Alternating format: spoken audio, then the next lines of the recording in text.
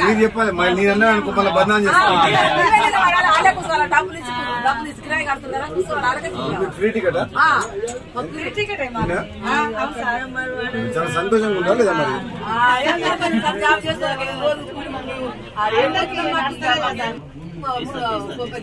ముప్పై నుంచి ముంగోడికి ఎంత టికెట్ అంత ముందు 20 రూపాయలు ముంగోడు 40 రూపాయలు పోతావు మాకు ఎన్ని రోజులు ఒకసారి పోతున్నాం? ఏం పని లేదు మాకు నలగొండ పిల్లగానికి పోతున్నాం మాకు ఏం పని